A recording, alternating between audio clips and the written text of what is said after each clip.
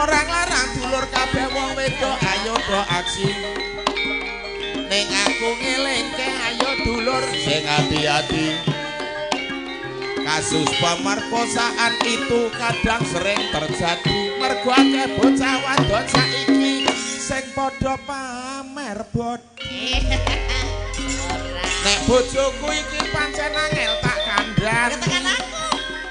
Lek nyandang nganggo karepe kaya bocah saiki. Oke. Awake rada lemu mongko ditambah bokonge gedhi lho. Tau nganggo celana pendek persis precil ditaleni. Ngawur lho. Ana meneh kono bocah ABG. Ora kono ABG. Lek nyandang nganggo tak delok kok mung sak geleme dhewe. Pancen awake lemu ning kok mung cilik kaose. Nek dheke nyongkrong-nyongkrong kaya bocah ngawe-awe. Apa niki ya? Napa? Mboten napa-napa manut mawon, Bro. Oh, maksudnya selesai mau request-e jula-juli. Nggih. No. Menika menapa ingkang badhe pun aturaken rumiyin? Langsung mawon jula-juli mboten apa-apa. Minangka salam pambuka. Oh, nah, engko baru sinden satu-satu. Oh, ngoten. Nyicipi jula-juline Mbah Waluya. Niki anu, biasane kula nek bar juli-juli niki nggih sinden-sinden munggah kula medhut ngono. Kapan ngono kuwi iki kok tak kepenake dhewe.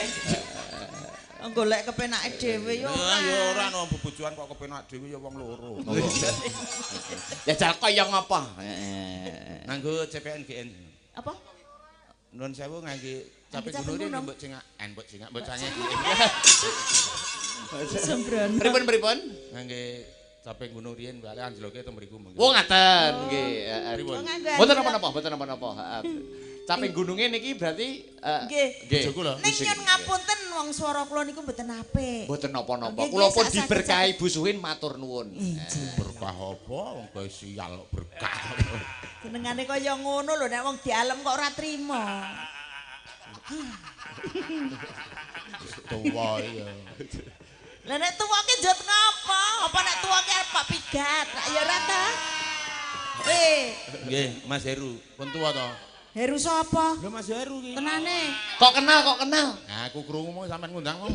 Oh iya. Aku lali to. Tak kira ki wis kenal suwi ngono ta kira. Ora ono kepenuk. Kepenuk aku pisan. Jading Sing ngendangi Mas sapa jenenge? Ampun Mbak sapa? Mau sing ngendang Mas Arya. Kok iso roh lho? Lah takon. Kuwi sadurunge kelakon wis ngerti mbok cange. Ora dhisiki kersane sing kuwasa. Ya udu lho. Tapi ganti kok iki meng khusus jula-juli. Iya, nika Pak D Prapto. Nek kuwi kleru nek kuwi. Lah sapa? Slamet. Lah ya mergo Prapto, mergo slamet. Dadi mergo Prapto. Iki Mas Agus, Mas Heru, Mas Dedik, Mas Yanto. Ngawur. Senengane sampean ki ngawur lho. Kita campluk siji-siji mau sana jenenge Dedik semen iki. Ora nek blas ora nek. Ya ora iki kalau ora. Ya wis Eko. Ora nek blas ora nek. Ayo sapa nek ngawur nek? Supri. Ora nek. Yanto. Ora nek. Teguh. Ora nek. Kuwi iki jeneng Gunung Kidul ya. Yo. Kamarudin. Ora nang kamare. Kamarudin. Yo. Mangga, busukin. Saben bengi.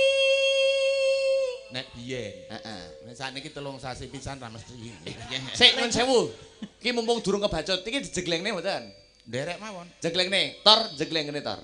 Tak duduhi aku duwe anak buah Mbah Waluya. Pun ngerti kula. Jiret. Lah kok ngerti. Lah kuwi mau. Oh. Lah niki ayo Tor, rene Tor. Nek sing jegleng ben niki Mbah Waluya.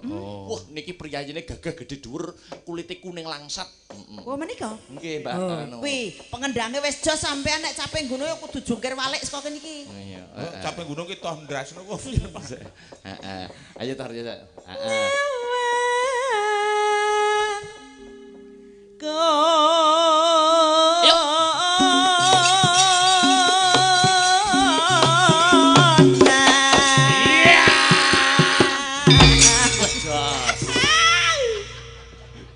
Pripun Mbah Waluya? Iki tak upamane anakku lanang piye, Pak? Anu Bu Suhin. Dalam Cilikane Mbah Waluyo napa nggih kados ngoten iki lho? nggih ngeten iki. Oh. Persis gondronge padha lho. Sinten asmane niki? Victor. Kene Mas Victor rada maju. Iso kliwat ya. Merucut. Ming takon maju iku ya sido. Sian rambute Pak De lah padha karo dirimu ngono kok. Oh ya guru rambut ya ora apa-apa ya. Lah iya kenapa? Ngene ya wong urip ning alam donya iki sing digoleki apa? Lah ya apa? Napa? Sing digolek iki rak meng panguripan. Ya dawa umure ya dawa rambute. Nggih. Zaman biyen iki zaman urung ana apa-apa iki ana umbukan kulit, ana umbukan sikil, ana umbukan rupa ning kidul kono, umbukan liya-liyane. Dibagi-bagi. Aku ki paling sabar. Lah Mas Akbar ki dhisik dhewe entuk kulit putih. Oh nggih. Terus? Terus kowe njupuk entuk wedok. Iya, terus? Lah aku ki keri dhewe. Entuk apa? Entuk rupa elek ning entuk sing dawa rambute. Ya Mas ya. Aku ngerti. Arepe mau arep dawa rambute. Lah itu ta Le? Iya. Artine liyane ta mesti. Ya ngerti ya syukur nek. Telek. Dan yo karek kecretan yo wis ngene iki. Nek kowe biyen entuk bagian apa Le? Kula niku riyen nyun sewu. Kula niku asline lahir ceprot iku dawa. Hah?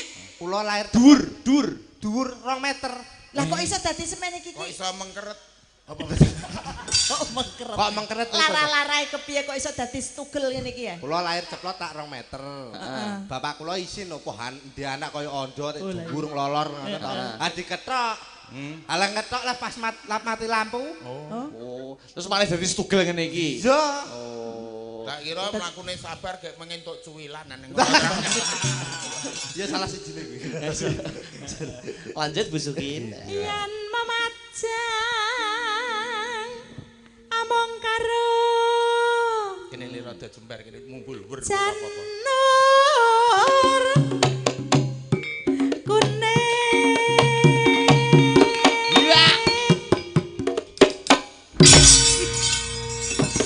Pripun digenjleng Mas Victor rasane kados pundi? Rasane kula malah cekut. Dijegleng oleh mumbul nganti kaya bal kok kowe ora. Sik to sampean iki kok ketoke kok ora trimo iki ngopo to jane iki? Ora trimo kepiye ta aku wis matur nuwun banget bojoku tok jengleng iki wis ngenteng-entengi gawe aku. Elek iki gesek to. Anu ya sambatan kerjasama. Iki anak lho, iki anak lho kok. Lah aku ki suwe ra ndek anakne bojoku tak urutke kok. Lho kok diurutne pripun maksudnya? Ya diurutke tanggane kene kono-kono. Mbok ya ora ngono, anake dhewe sing keri ki lair ceprot 7 kilo lho. Wah, wes. Kok gede men? Nggih. Nggih kalih niki men gedhe anak kula sing nomor. Resep niku bojo kula nglair kene niku brol niku sementen iki punan. Kok gede men? Lah nggih terus bedane muni endi sing jenenge Pak Waluyo ana dalem Bu. Niki putrane. Bayi ngono, sanes cempe. Bayu cempe. Terus nggih niku laire mboten umum nggih kepeksa bojo jenengan kula jahit. Mboten napa-napa Bu, sing penting kula dinyanyi rasi sithik. Ya apa lho, Pak? Ngengei apane? Ya apane? Bolah iki nggo ngundul layangan ulet ya ngawur. Waduh ah. Kembang wae watu gunung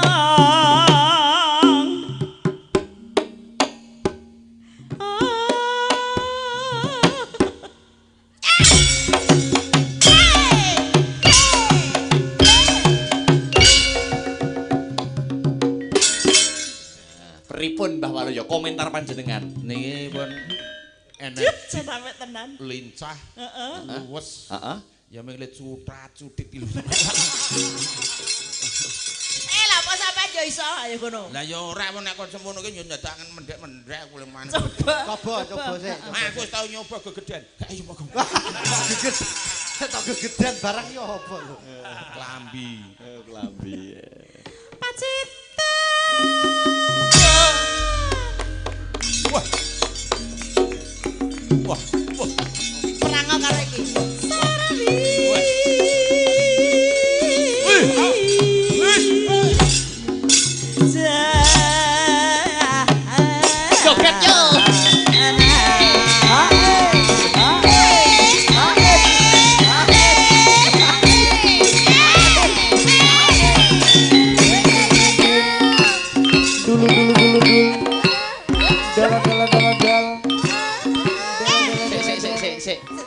Wong iramane penak malah gelut lho. Iki ngopo kok gocek sirah iki? Gondak ilang. Arek nyondol ngono kuwi to. Aja ya Le, nek bapakmu ki bodrone ya kur iki. Aja. Aku wedi nek kena celurut semaput ki. Walah ngopo duwe kok ya. Ya duwe. Ora ketang. Duwe. Gak aku ya. Yo. Panas.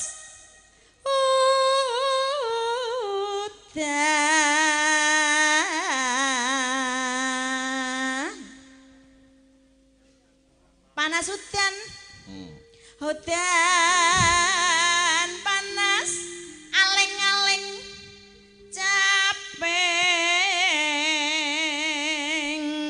gunung.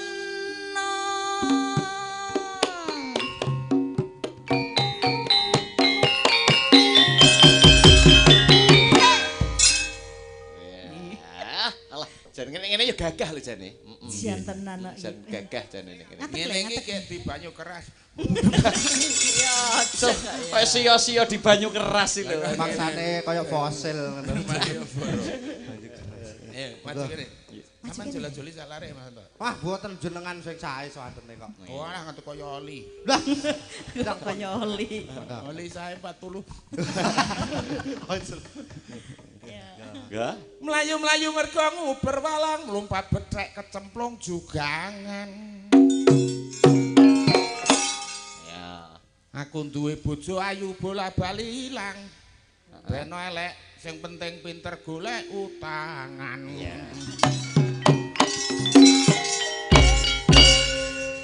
Ngono kuwi lak minggu ya nahane.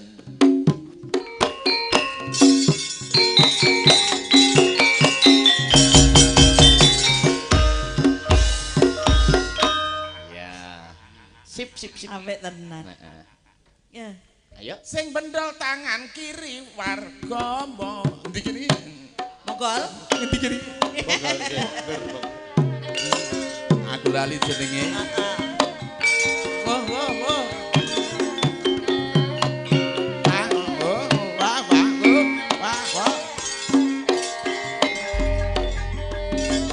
Nuwun sewu kantor para pamirsa.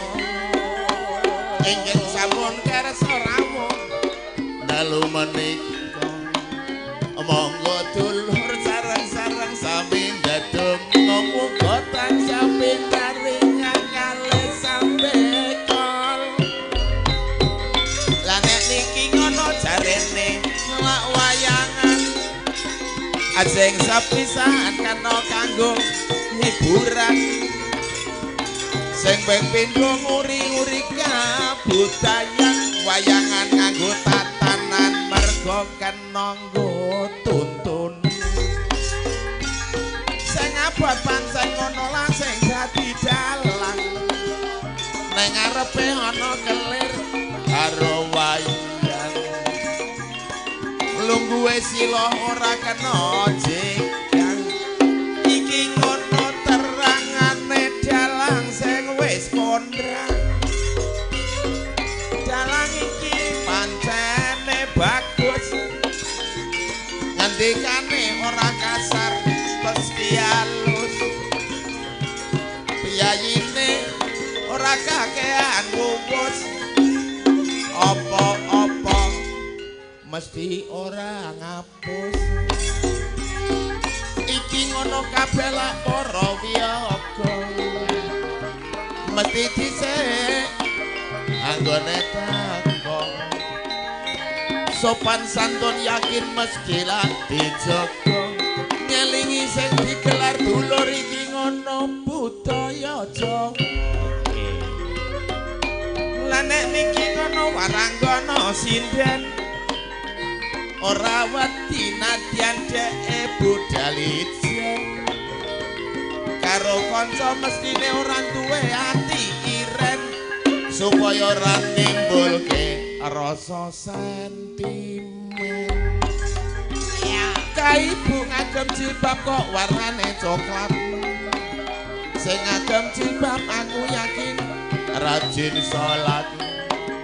Yayine meneng ora seneng kianan tak dongake ayam tentrem mergo kebek nikmat ana meneh ibu kae jilbab warnane putih kae ngono busana muslim jare perlambang suci nek aurat yakin dulur ngono bisa tertutup rapi penampilan anggun sawan cedak adoh katon alam Pak Senen mau dasar ayu mongko tur beriman sopan santun ngono dulur basane mesti mapan iso bedakno endi sing halal karo barang sing haram ditambah pinter ngaji dulur maca Al-Qur'an ning atiku dulur kadang isih rumangsa heran apa Pak De nek nonton sawadon ngono dulur nganggo pakaian rupane ayu awak putih kok ora dieman ngalor kidul kulon ngetan rupa ayu digawe pameran ora larang dulur kabeh wong wedok ayo do aksi ning aku ngelingke ayo dulur sing hati-hati kasus pemerkosaan itu kadang sering terjadi mergo akeh bocah wadon saiki sing padha pamer bodi nek bojoku iki pancen angel tak kandhas katakan aku le nyandang nganggo karepe kaya bocah saiki oke awake rada lemu mongko ditambah bokonge gedhi lho tau nganggo celana pendek persis precil ditaleni ngawon lho ana meneh kono bocah ABG ora karo ABG le nyandang nganggo tak delok kok mung sak geleme dhewe pancen awake lemu ning kok mung cilik kaose nek dheke nyongkrok kaya bocah ngawe-awe sing mangkelke iki kono dulur bojoku dhewe lha pelek tau lho ning pawon mung nganggo celana sakmene le nunggu geni kok genine mung mati wae bareng celanane bedah genine murup dhewe pon nglarani atine wong wedok nuwun sewu para ibu sugeng rawuh mongko niki dalu-dalu sesuk gotong royong kudu mesem guyu yen kepengin desa kampung enggal cepet maju ning do eling dulur ayo marang pangeran ngeling ana nyawa iki kabeh ngono mung nyawa gaduhan nek bondo donya dulur yakin iku mung titipan derajat panguwasa iku kabeh mung sampir dadi wong urip aja pelit utawa kikir ngeling ana donya iki dulur paribasan mampir sok nek wis mati mobil anyar apik ora iso mikir wong nek kono dulur ora ana tempate parkir abad meneh ngono lah sing dadi dukuh weh pancene esuk ora krutukan gawe laruh wong wis ditonjok dipunjung saka nggone wong ewuh ning jam 5 sore Pak Dukuh mumet muter golek butuh anak kene ora paling abot ngono sapa sing dadi RT lho kudu iso nentremke warga lingkungane kudu manut apa dawuhe dukuhe mongko RT rung karuan pira bayarane oke saya abot ngono sing dadi lak Pak Lurah nggih ning arahke rakyat yakin mesti lurus dan terarah betul karo masyarakat gede cilik yakin ramah tamah contone lurah kene desane dadi gemah iki lawan kapan iki abot meneh ngono sing dadi tentara badan harus sehat buat manggul senjata. Betul. Mongko rela bisa anak dulur dengan keluarga. Itu semua demi membela nusa dan bangsa. Jos. Cekap semanten parian kula. Sebab nek kesuwen lak dadine dawa. Lah ya kenan. Kelas parian kula lepat monggo maring pangapura.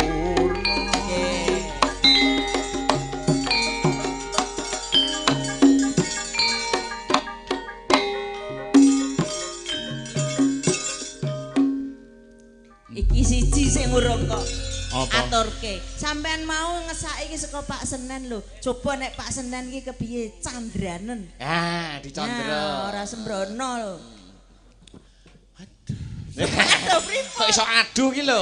Wis semono akeh kok isih kok nyandra Pak Senen. Kuwi lagi sing peparing Pak Senen lho Sing tanggung utama jawab. malah niku sing utama. Matur nuwun wonten ngarsanipun Pak Senen. Iya. Le nandur sesuk tak dongake iso panen. Kena tinggo ngopo-ngopo nganti ora leren. Nggih. Kabeh rezekine tansah lumintu kaya banyu kalen. Kok iso lho. Iso lah latihan ya Pak. Wis betul utama. Nggih, matur niku nek kedawan Bajutke Caping Gunung nggih. monggo Ah, pungkasan. nggih. Pak Senen sampun nggih Pak Senen. Nggih matur nuwun tak dongake peparing pokoke ora lepak palaso kebang. Amin. Pokoke kuasa teles sing kuasa sing males. Lah, nggih. Amin. Kuasa garing sing Lah, nek kuasa kepengin arep mesti sugih. bakal peparing. Kepengin arep sugih ya ndonga. Kloso bedah sing kuasa maha murah. Amin. Dene klasane dilundung wali gendurian wis rampung. Oh, tekan gendure.